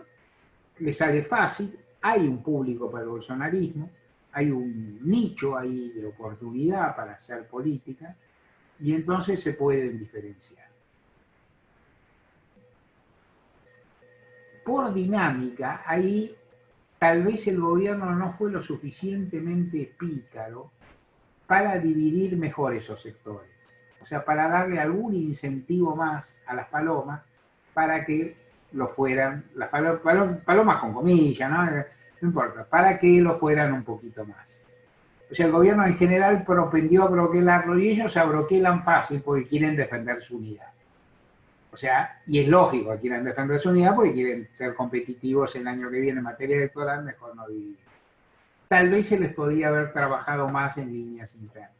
En ese sentido también, la disputa con Rodríguez Larreta, que venía bastante amigo, por la coparticipación excedente, o sea, por la plata a la que se le sacó para cubrir el gasto de la policía bonaerense, empiojó también la relación y lo polarizó un poco la red. Yo estoy notando, esto es coyuntura, a mí me parece, de todas formas, que hay algo. Primero, A, Juntos por el Cambio no se va a dividir. B, los gobernantes van a ser más transigentes que los otros, lo tienen que ser y tienen que ser más sensatos y B. C, contingentemente, me da la impresión de que hay un clima de bajar un poco la furia y la indignación y hay una tendencia de ciertos sectores, junto con el cambio, de despegarse de Macri. O sea, la posición extrema que ha adoptado Macri y el hecho que sea tan piantavoto hace que los que tienen 3 votos y 2 dedos de frente traten de despegarse un poco. Hablo de Rodríguez Larreta en la cabeza, sin duda, y María Eugenia Vidal en parte.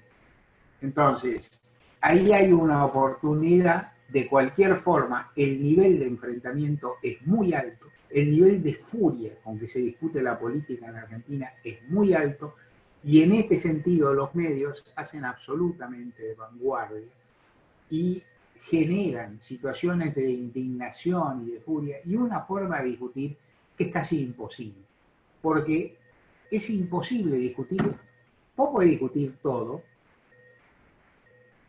democráticamente, o qué sé yo, aún con cierta licencia, si tenés un cierto acuerdo sobre los hechos. O sea, ¿viste? Si no existe, si existe una capacidad absoluta de inventar cualquier cosa, de mentir, o de, ¿no? o de plantear, es decir, si vos planteás en serio que la vacuna te vas, no sé, vos podés decir, la vacuna, viene la vacuna, vos podés decir, se debe estudiar más, se debe estudiar más. Cualquiera puede coincidir en eso, o vos podés decir, yo no confío en Ginés González García para que lo estudie bien, ¿no? Está bien, que no debe decir eso, en todos lugares pasa eso, no confío en estos funcionarios. Ahora, vos podés decir la vacuna va a ser veneno para hacer tal. Llega un momento en que los argumentos son tan alocados que no, la conversación es insostenible. Y los medios estiran esa discusión y la llevan a su grado más extremo. Entonces, está muy dividido el esquema político argentino. El modo de discutir es tremendo. Los medios tranquilamente están en el peor momento, o estamos en el peor momento que yo recuerde de mi vida de periodista. Claro que soy periodista hace mucho tiempo, pero que no fue ni la mitad de mi vida, y yo otras cosas. Pero ponele que ya van 25, 20 y pico de años, Argentina es un montón. Y la verdad que es un momento espantoso, de bajísima calidad y de carencia de códigos mínimos, ¿no? O sea, eso es lo que se vive ahora, y tienen un interés en sostener eso. Mi impresión es que quienes consumen medios intensamente piensan parecido, y que hay sectores importantísimos de la sociedad que se quedan afuera de esta discusión. Que sería redituable en términos políticos tratar de eludir esa lucha en el barro. O sea, que esa lucha en el barro es minoritaria, ¿no? O sea, es decir, es minoritaria, y que mucha gente espera otras cosas, espera respuestas. Las cosas son muy difíciles.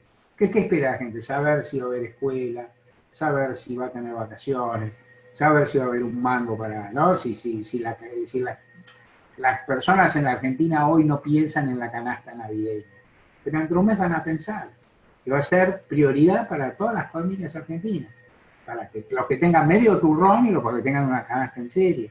Esto es así.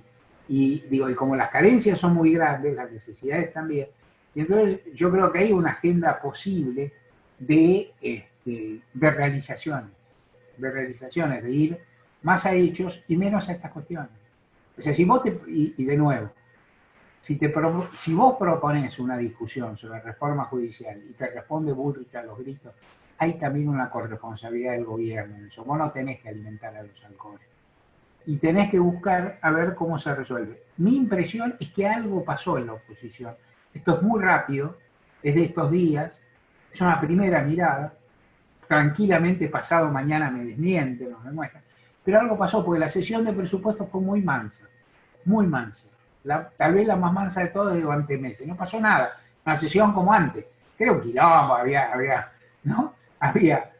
diputados en el recinto, había diputados en las ¿cómo se llama? En las galerías, había obviamente remotos, siempre se puede armar un quilombo, siempre alguien que darle eslogueado. No hubo el menor problema, no hubo el menor incidente. Se votó todo, inclusive Juntos por el Cambio ni siquiera votó en contra, ¿no? Abstuvo. O sea, fue una sesión como la que podía haber habido en cualquier otro gobierno en otro momento. Yo creo que tal vez ellos se han dado cuenta, y que el gobierno, por cierto, le conviene salir de ese griterío, y que el gobierno también tiene que regular eso. Y eso también tiene que ver con la pregunta que me hacía Gerardo antes, que es, a mí me parece que el gobierno tiene que cuidar, o sea, al gobierno aparece Macri, y entonces surge una idea del propio presidente y de Santiago Cafiero: vamos a discutir contra Macri. Por eso es redituable, porque Macri, si tiene opinión favorable menos 0, ¿no? Entonces es un tipo bastante repudiado, abandonado por los propios. Pero para mí el gobierno tiene que discutir con la realidad. O sea, decir, ¿quién espera que el jefe de gabinete discuta con Macri? ¿Quién espera que el jefe de gabinete anuncie que va a repartir, no sé, chupetines en las escuelas? No, cualquier cosa. No, los gobiernos, ahí me agarra el ataque de peronismo. No, vos decís, bueno, ¿qué tenés que hacer? Tenés que hacer algo. ¿Qué sé yo? No, anunciar que el año que viene, cuando vaya a clase, a los pibes les vas a regalar un delantal. No sé, por ahí no tenés plata, no importa. Quiero decir, anda al terreno de las en cualquier caso, anda al terreno de las realizaciones y no la discusión. Yo creo que la discusión ya ha saturado y expulsa mucho más que lo que incluye. Y entonces, ahora, y incluso en la dinámica, lo que vos me preguntas, Raúl, por algo los otros se quieren llevar a ese terreno. ¿Por qué te quieren llevar a ese terreno? Porque les conviene a ellos. Si alguien plantea una pelea y el otro acepta una pelea en los mismos términos, uno por lo menos se está equivocando. ¿Se entiende? Si yo que voy a discutir todo el tiempo a los gritos, quiero discutir con vos a los gritos, bueno, yo te voy a discutir con vos a los gritos, y la culpa también, bueno, uno o los dos, por ahí se equivocan los dos. Por ahí digo, uno se está equivocando. Buenísimo. Luis se adelantó. Luis es el que hace las preguntas al final, pero hoy vino, la hizo al principio, así que no lo esperamos. ¿Alguien más? ¿Alguna preguntita? Como para ya ir liberando a Mario. Yo tenía una cortita digamos, porque puse en el chat una pregunta. No lo había visto, te juro que no lo había visto. Te jodía porque por tradición nomás. Una más y no jodemos más. No, la última, un poco sobre lo que venías diciendo. ¿No te parece, o por lo menos yo siento que esta derecha, que ahora por lo menos una buena parte está como muy radicalizada, muy desembosada, digamos, los Pichetto, los Burri, Macri, termina siendo que el espacio, digamos, del frente de todos, entre esa derecha más los medios, digamos, que permanentemente la amplifican y meten más leña al fuego con ese discurso, no hace que el gobierno, el frente de todos, termine corriéndose hacia el centro, en el sentido de que me parece como que se está a la defensiva y sin la posibilidad por ahí de tomar medidas un poquito más arriesgadas o un poquito más reformistas. Lo llevo, vos justamente lo estabas diciendo de Estados Unidos, frente a un salvaje como Trump, la otra cara es un tibio que no convence a nadie, pero evidentemente si del otro lado hubiera alguien, digamos, un demócrata un poco más hacia la izquierda, probablemente no hubiera tenido espacio. Es como que el discurso ese de la ideología de la política terraplanista de la derecha termina como tirando todo hacia el centro. Es que puede ser, esa geometría o esa física que vos mencionás puede ocurrir. Lo cierto, yo creo que por lo pronto el mundo está corrido a la derecha. Sí. La ubicación geopolítica de Argentina es tremenda, ¿no? No lo mencionamos, por supuesto que lo voy a mencionar porque no voy a decir todo, pero el mapa con el que amaneció Alberto Fernández es una cantidad. O sea, no es decir, ahora acaba de ganar las elecciones Luis Arce. Eso significa que hay un país limítrofe de un peso relativo escaso, digamos, no es de lo más poderoso, no es de lo más rico, pero el limítrofe cercano es importante. Pero cuando Alberto Fernández amanece, si Alberto Fernández quiere ir a tomar un café con un gobernante americano con el que pueda charlar 5 palabras, se tiene que ir a México. Es un despropósito, ¿no? Es muy lejos. Es un poco parecido, salvando todísima la distancia, que hay gente que tiene edad para recordarlo, ni siquiera digo para vivirlo, a lo que le pasó al segundo peronismo en el 73, ¿no? Que prontamente estuvo rodeado de dictaduras. En este caso son gobiernos de derecha, digamos, la situación no es idéntica, pero es eso, estás muy cercano. Entonces, el mundo está corrido a la derecha, la situación económica está corrida a la derecha. La crisis de 2008-2009 se resolvió a favor de los bancos y de la concentración económica. Alguna vez Hobsbawm escribió, ¿no? Perdonen si hago una cita alguna vez, pero Hobsbawm es un fenómeno. Hobsbawm escribió que la crisis de 2008-2009 fue para el capitalismo global como la caída del muro, pudo ser, como la caída del muro de Berlín para el socialismo. Se derribaban todas sus premisas, toda su lógica, todas sus virtudes se caían a pedazos, todos sus beneficiarios se eran perjudicados. Ahora, ¿qué pasó? No pasó lo mismo. O sea, ¿quiénes pagaron los costos? Los pueblos. ¿Qué pasó después de 2008-2009 en el mundo? Aumentó la desigualdad y aumentó la riqueza y aumentó la pobreza. Esto quiere decir, aumentó la concentración y aumentó la desigualdad. Ese es el mundo que se ve, un mundo muy corrido de derecha, muy corrido de derecha. Entonces, la Argentina está en ese planeta, entonces, y ahí estamos. Entonces, en ese lugar, para mí, genéricamente, por predisposición, por formación y por lo que es el peronismo, Alberto quiere hacer lo que uno diría, si hablara con personas que no son argentinas, para no hacer un gobierno de centro-izquierda peronista. La verdad, lo quiere hacer. Inclusive hay momentos en que se le nota mucho. Ahora, a la vez, todo te está corrido de la derecha. Está corrido el MAPA, está corrido el BID, está corrida la UEA, está corrida la cultura mundial. Bueno, y en eso vivís. En ese sentido, a mí, los planteos ideológicos y de política exterior de Alberto Fernández me parece que son, quiero decir algo muy a favor, pero para no ser rebelde, son bastante buenos dadas las circunstancias, muy buenos dadas las circunstancias. Es muy difícil. Entonces, es cierto, ¿en qué cancha jugamos? Bueno, jugamos en la cancha que se armó. Pero no jugamos en la canchita que arma Patricia Bullrich, porque la cancha es más grande, la cancha la armaron, ¿no? Es decir, las potencias europeas cuando salvaron a los bancos, el FMI cuando salvó a los bancos, ¿no? Es decir, la Troika cuando hundió a Grecia y salvó a los financistas. En ese mundo también se vive. Entonces, y si Bullrich no gritara, ¿en qué mundo viviríamos? En el mismo, un poco más tranquilo, porque no estaría Bullrich. Pero prácticamente, es decir, la verdad que hay una cosa como de cerco que es muy importante. Y de nuevo, yo creo que al gobierno le conviene, y esto se vio en algunos momentos, le conviene salirse de los gritos cruzados. Al gobierno lo salva la gestión y no la discusión. Estoy convencido. O sea, el gobierno no va a conseguir votos para el año que viene, ni mantener su legitimidad porque le discuta Macri, ¿no? El gobierno va a conseguir, si se hace, toma alguna medida. Ahora se cumplió en 10 años la muerte de Néstor Kirchner. No me gusta nunca hacer eso que se hace, que hacemos, o que se puede hacer con la gran figura política que cada uno lo lleva para su molino, ¿no?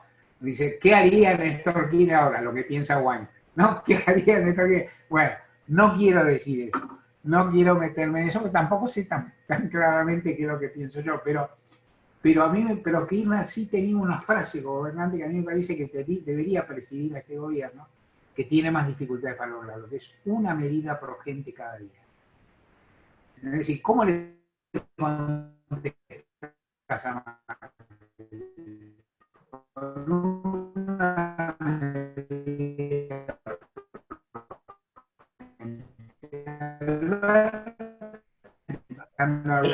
cuando va a abrir una fábrica acá o allá, si le ingreso tal cosa, luego seguramente en 2013 podía y ahora no. Pero bueno, habría que pensar algo así. Perfecto, clarísimo. Muchas gracias, Mario.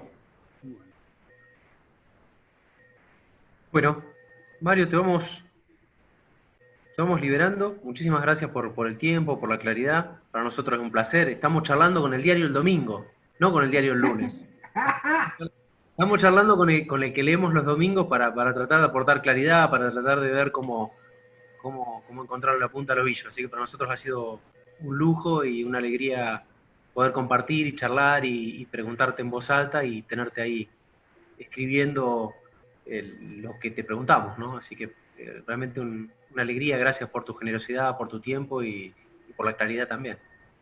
Les agradezco, la verdad que muy agradecido. Vos viste, ahorré en este caso cualquier comentario previo sobre la rara relación entre las charlas Zoom y las charlas presenciales y demás. Pero a medida que uno se acostumbra, también la charla Zoom te da la perspectiva, bueno, de verte, de comentar un rato, de intercambiar. Y yo les aseguro, y creo que se nota, que me siento muy cómodo en estas circunstancias, porque más o menos yo tengo alguna idea de lo que voy a decir, está claro, y tengo algunas cosas pensadas, pero en la charla con compañeros y compañeras de otras realidades, con otras miradas, también me ayudan a pensar y a darle vuelta a las cosas. Y por otra parte sigo teniendo un corazoncito militante, sigo y añoro, como tantas cosas de la vieja normalidad que añoro los encuentros con compañeros y las conversaciones, y bueno, y esto es una buena oportunidad. Así que te agradezco, Raúl, porque vos fuiste el que mediaste, bueno, y estamos a la orden para otra oportunidad. Buenísimo. Bueno, muchísimas gracias a todas y a todos los que participaron. Un abrazo.